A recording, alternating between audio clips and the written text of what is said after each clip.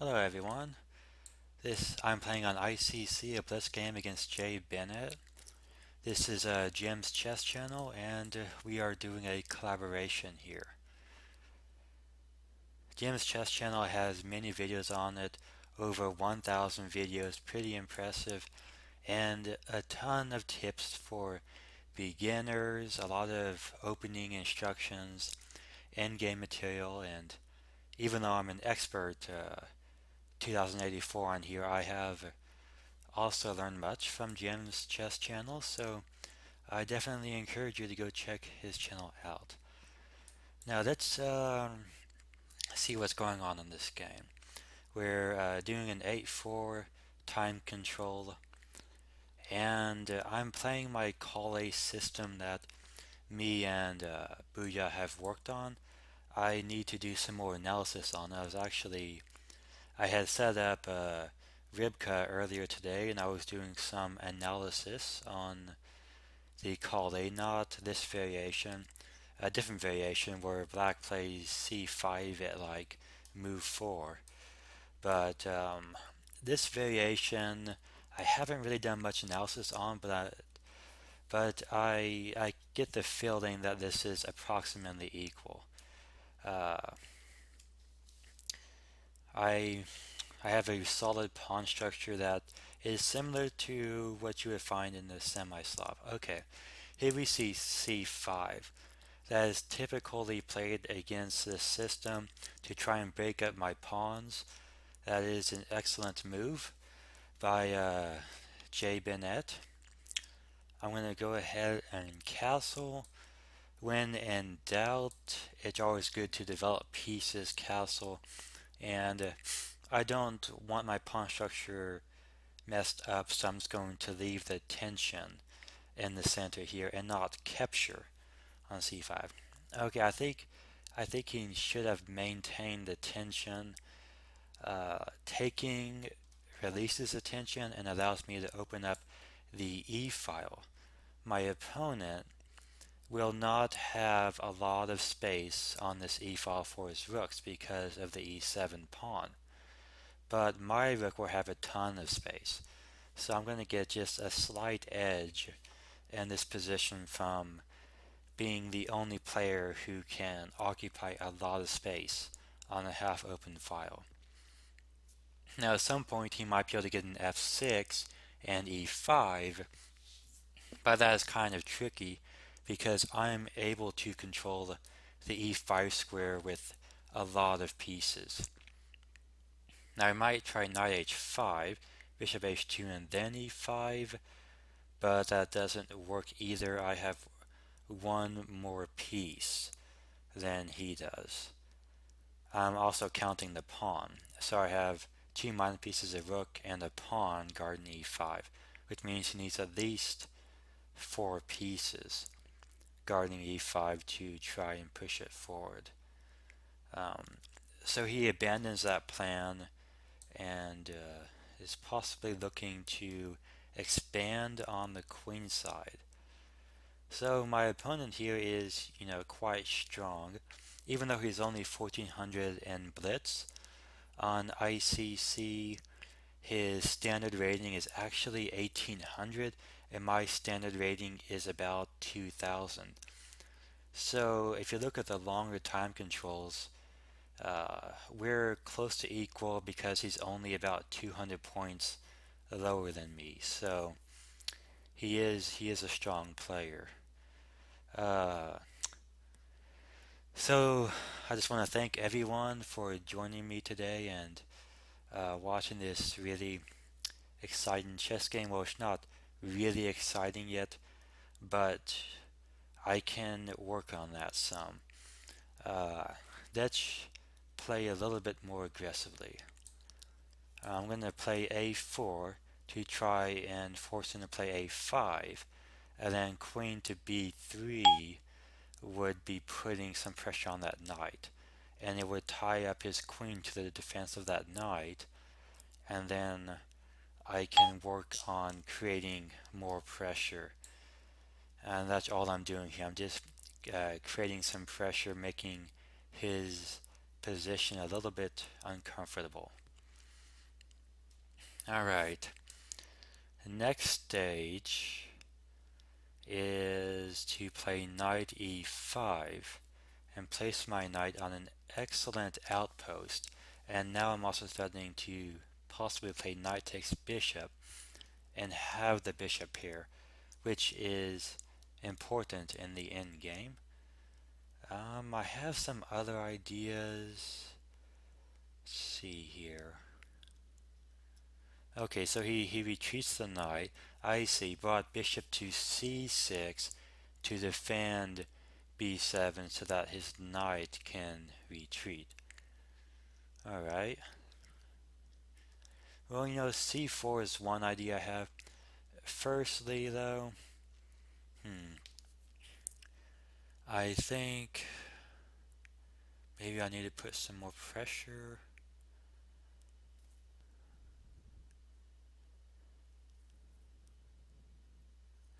Okay, I'm just going to maintain the tension. Play knight f3. Maintaining the tension is a very important psychological part of chess. Usually the player that trades and seeks to release the tension will end up on the bad side of a trade, sooner or later. Uh, okay, so I just have an excellent position. Looking at bishop b5, yes, that seems reasonable. Bishop b5, and I'm also looking at knight f7. I really want to play knight takes f7, but I don't think it works.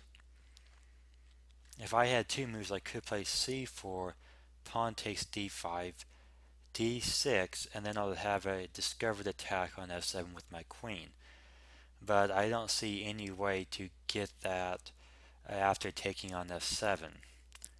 I think taking on f7 is just a little too slow here. Now his bishop on c6 is pretty poorly placed. Maybe I can use that. So he's looking to trade off more material. Maybe I should double rooks on the e file. Look to play f4. That is one idea. Another idea is to play bishop to b5 to attack the bishop on c6, and of course everything is traded off. Another idea is to take on c6, but I don't think that's good.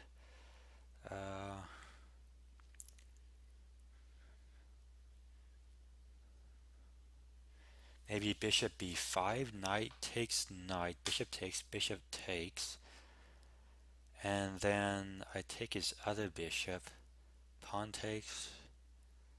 No, I wouldn't do that. Okay.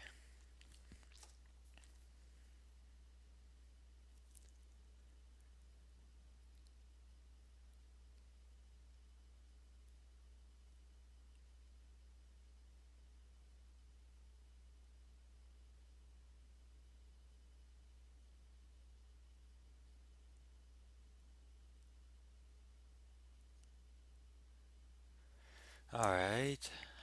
Still looking at this position. Okay, I have an idea to create a passed pawn. His bishop is on g7, so his bishop on g7 will be out of the game and will have a very difficult time stopping my passed pawn. I'm going to use my bishop on f4 to control the b8 square, making it very difficult for my opponent to get either a rook or a queen to b8. And then I'm going to play b2, b4, pawn captures, and play a5, a6, a7. And that's my idea. And create this passed pawn. Although I do have to be a little bit careful here that I don't allow him to capture on d4. But here, yeah, he'll capture back. Okay, now I have another idea. This one would work out even better. Bishop a6, then bishop to b7. And I think he's going to drop a pawn here no matter what because he can't control the b8 square. I was a little bit worried about taking on c6 because it does open up this b file, and if my opponent could get a rook on the b file, he could put a lot of pressure on my b2 pawn, but he's not able to get a rook to the b file without losing the exchange. So this is good. And I could possibly even still win the exchange, maybe rook c d8, bishop b7. If he tries to defend the c6 pawn, then I might be able to put in bishop c7 and control these four squares, a8 to d8, and that would win one of his rooks. Alright, so playing the Kali opening, just playing very solid, and I managed to get ahead.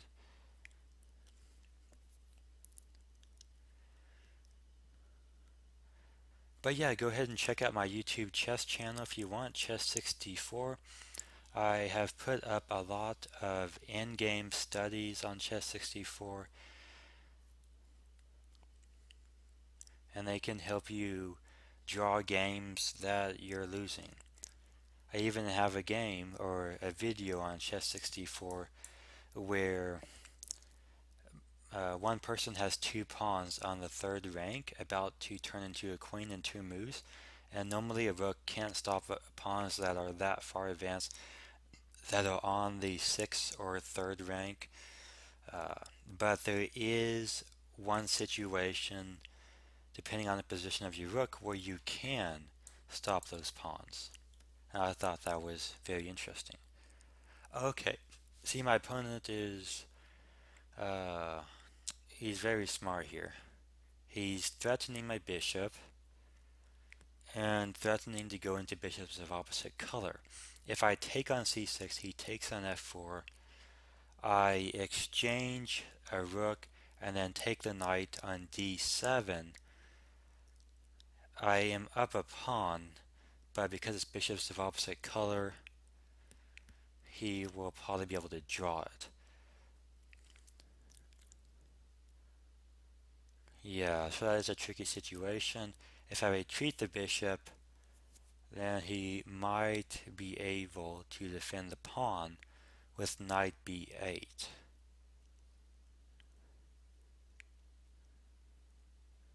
Then bishop a7. So, a very excellent move by Bennett.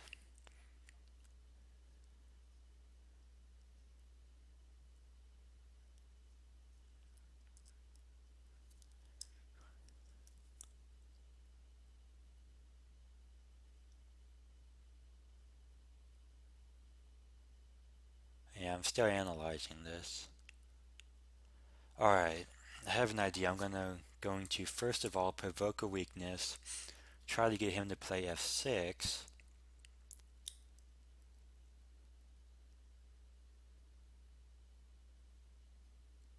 If he plays either knight or bishop to f6, then I can take on c6. So to try and avoid losing a pawn, I'm guessing he'll play f6, but if he notices, that will weaken all of these light squares, and he doesn't have a light squared bishop. So I'm trying to probe a little bit for weakness here, and even if I can't win the pawn on c6, if I can weaken some of those squares, then my light squared bishop would be in a better position.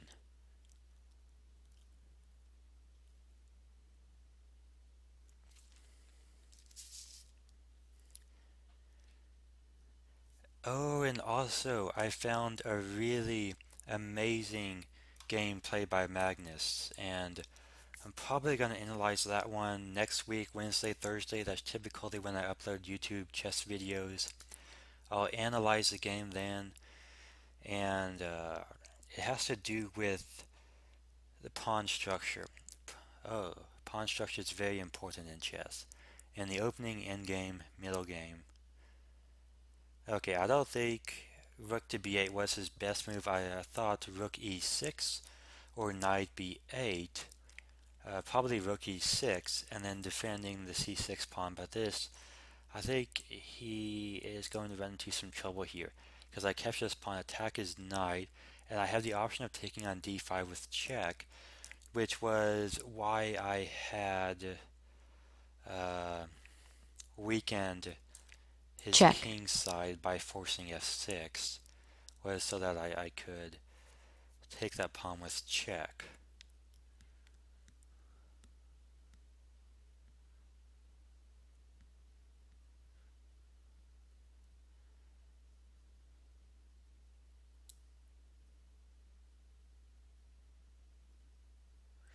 Alright, well,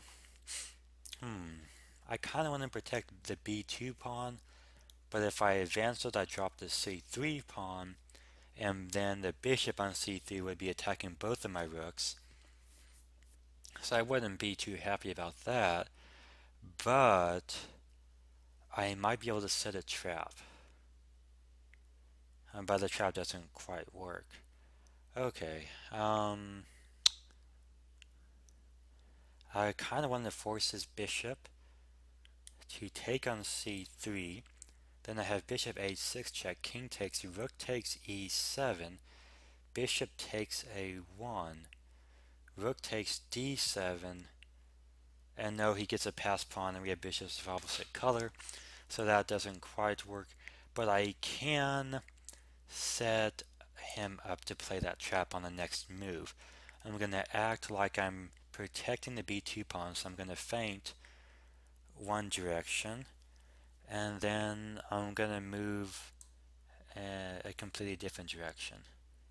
I don't know if it'll work though. Okay, I'm going to move this bishop. I really want this bishop to help me when I attack his king. But bishop out to b3, I just dropped a pawn. Bishop b3 was what I should have played. I'm a little too focused on trying this trap out. He doesn't see it. Okay.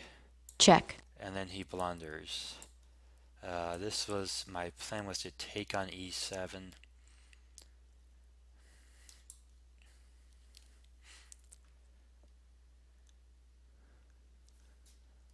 I think it's only because my opponent was getting into some time pressure here. I mean, he's very strong indeed, and has over 1,000 videos on his YouTube chess channel, which is very impressive. I think just in time pressure here, he missed that tactic. And I'm going to get into some time pressure, but I've won the Blitz title for Oklahoma for being the best Blitz player several times, so I'm really not too worried about the time here. Okay, he does attack my rook.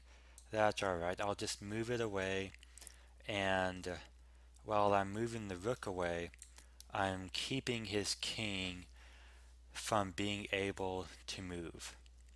It's stuck.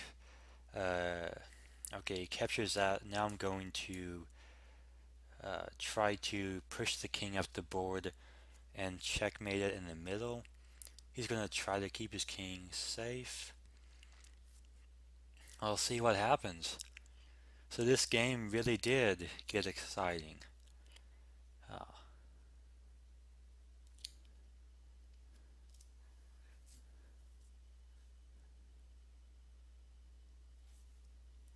okay, he creates some extra space for his king.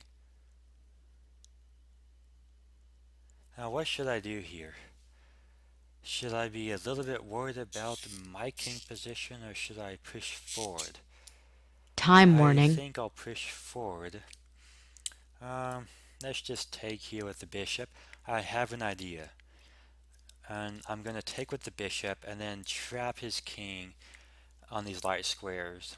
So he has to play something like g4 to try and get his king free.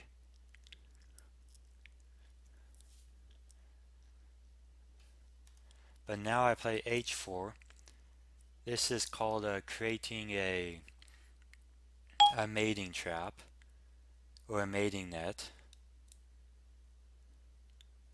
But it looks like he has a way out. f5 and then bishop to g7.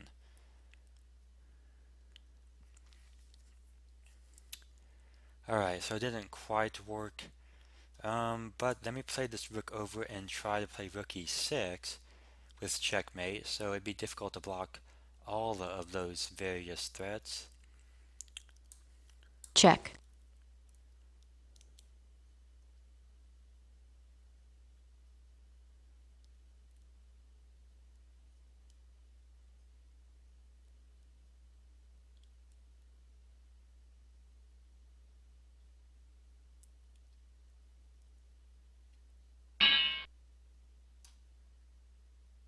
Alrighty, thanks everyone for watching, and thank you, Mr. Bennett, for an exciting game.